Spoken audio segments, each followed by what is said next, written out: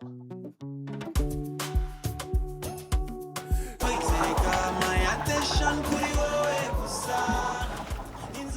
mubibona ndi umworozi w'inkoko zo mu bwoko bwa Brown, ni inkoko z'amagi nziza.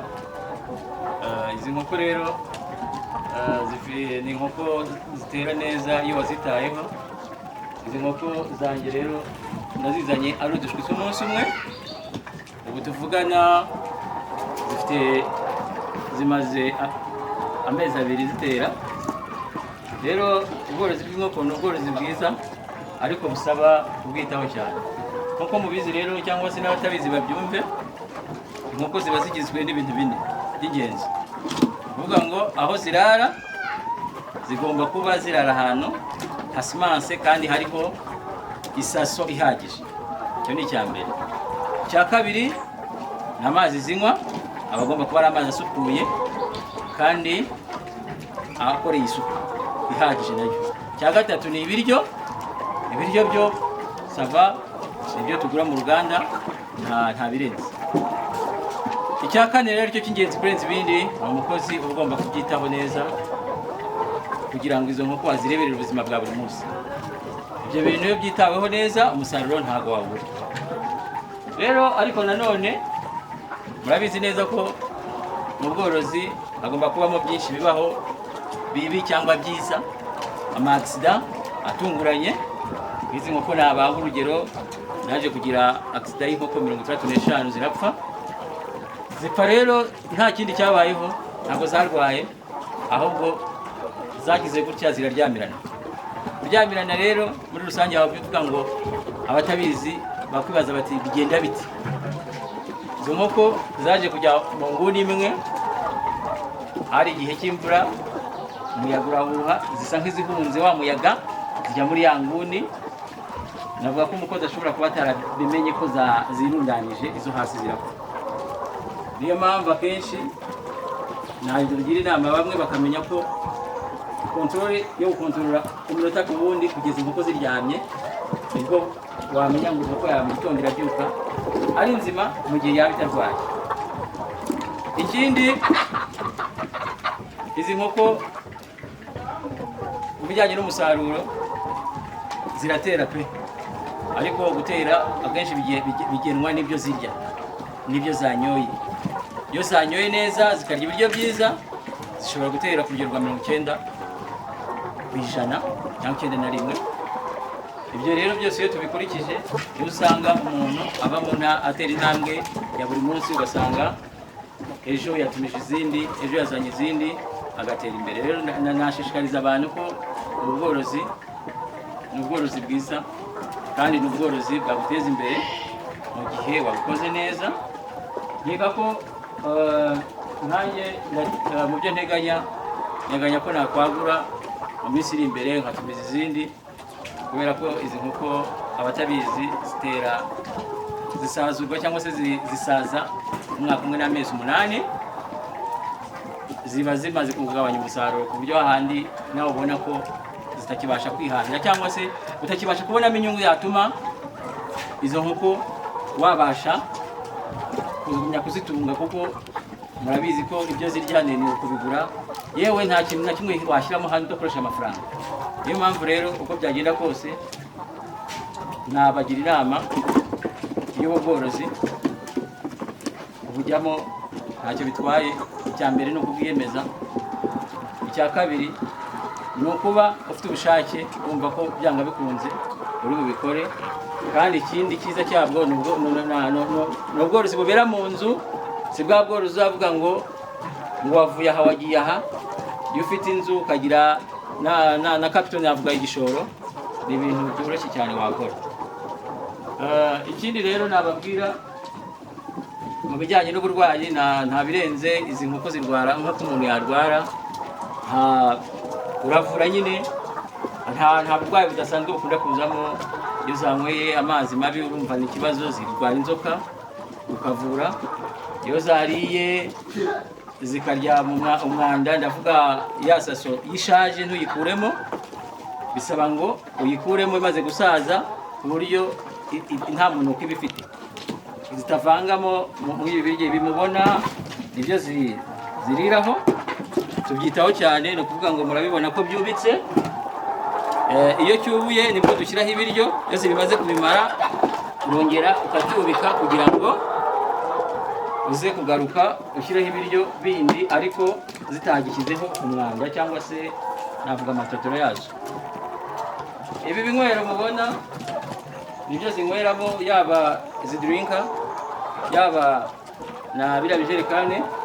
Turabikata neza, urabona ko twabishyize hejuru kugira ngo wa mwanda utabasha kugwamo ku buryo bworoshye. Ni ukuvuga ngo inkoko imaze kunywa amazi ashizemo urakijyana hanze,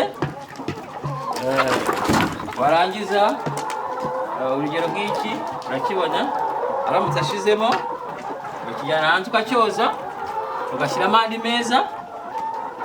Navuga nko kwizidirika nazo ni uko urayibona uko imeze, yashizemo amazi, ubu igiye kujya hanze yozwe. Nirangiza bishyiremo amazi yandi meza, izongere zikomeze kunywa. Ibijyanye n'amazi byo ni ihame, ntabwo ubundi inkoko igererwa amazi byemewe. Inkoko igomba kunywa igahaga, amazi ahoramo kugeza bwije. Ibijyanye n'urumuri ari nabyo by'ingenzi mu bijyanye n'umusaruro. Ubundi inkoko zitera zigomba kubona amasaha 16. Ayo masaha 16 wakwibaza ngo ni ayahe? Hari amasaha 12 y'amanywa ziba zireba, zirya, zinywa. Hakajyaho amasaha 2 y'ijoro guhera saa 12 kugeza saa 2. Uzimya amatara za nkoko ukaziryamisha neza. Kuziryamisha mvuga ni ukureba ko ziryamye ntaye iri hejuru y'indi. Noneho ikindi, abandi masaha ugabaye 18, andi masaha 2 wavuga ngo avahe? Ni amasaha ya mu gitondo. Kubera ko inkoko zitangira gutera, ubundi ninjoro inkoko biratungurana ko ishobora gutera, ariko biranashoboka ko zatera, ariko ziba ari nke cyane. Icyo nababwira ni uko inkoko ubundi icanye amatara saa 10 zuzuye, inkoko ya mbere ihita ijya mu giterero. Urabibona ibiterero hano, ijyamo zigatangira gutera. Ni ukuvuga ngo kugeza saa 12 ugabura, ariko nibwo ngabura ibyo bya mbere. Izi nkoko zirya 3 ku munsi, zishobora no kurya 2 biterwa nuko wabigiriye.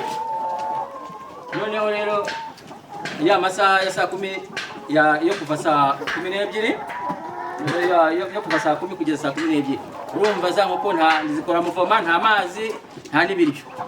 Saa 12 nkagabura bwa mbere, ashyiranamo n'amazi meza.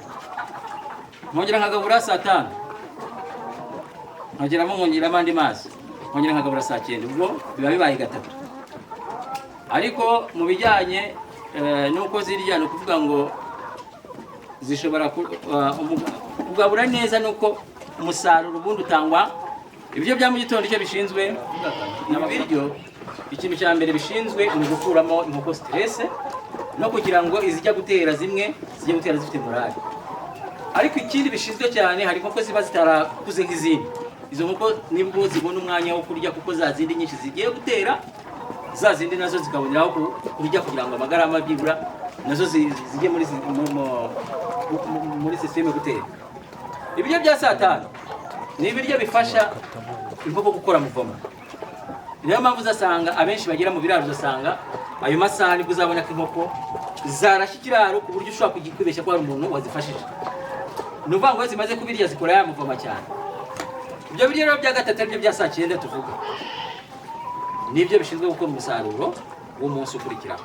Ni nayo mpamvu ibyo biryo biba ari byinshi kurenza ibindi byagiye bitanga. Niyo mpamvu rero ibyo biryo ariyo mpamvu usanga kuri pourcentage aribyo tugira byinshi. Ni ukuvuga ngo bishobora kuba bifite mirongo, niba nk'uko wenda tubibara 100%, yariye 30, yongera indi 30 saa 5, baye 60, uzasanga iri burye 40 mu gihe cyane mugoroba, aricyo cya saa 9. Ubu rero iyo inkoko yabayeho gutyo, uko byagenda kose umusaruro uraboneka, ntabwo wabura. Ni washyizemo y'amazi nababwiye menshi.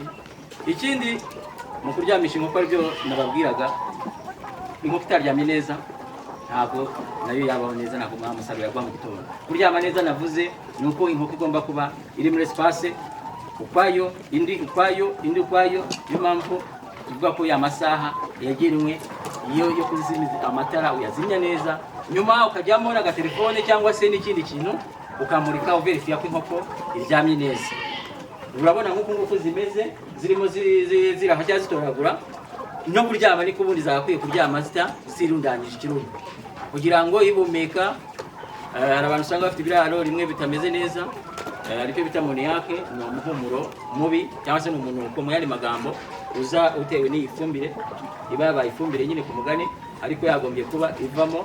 Itaravamo rero za nkoko zikaryama nabi, bikurizamo kuba zarwara amaso cyangwa se zikagira ibicurane. Abantu benshi barabizi ko inkoko zirwara ibicurane. Ubwo rero muri make ngeka ko ubuzima bw'inkoko ni ubuzima ujya kumera nk'ubwacu muri rusange, ni nk'ubw'umuntu, kuko ntabwo umuntu nawe yaba ahantu habi mu buzima bugenda neza.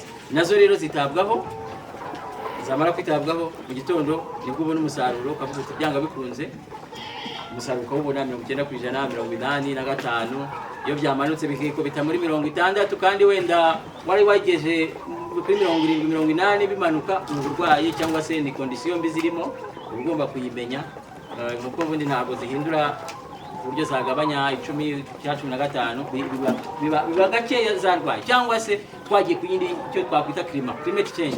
Nk'imvura twari mu zuba tukajya mu gihe cy'imvura, inkoko zihindukaho gato kubera ko zari zaramenyereye ubushyuhe, none tugiye mu mbeho, zishobora guhindukaho 5%, 6%, ariko nta biba birenze. Zirongera zikamenyera, zimaze gufatisha condition y'ikirere, zisubira muri ya system yazo, ugasanga ibintu byose bigenze neza. Nababwira rero ko ngiye muri make ubworozi bwanjye kugeza amasaha ntacyo mbushinja. Muri make nabashishikariza mwese kubujyamo kuko burunguka rwose nta kibazo. Murakoze kandi.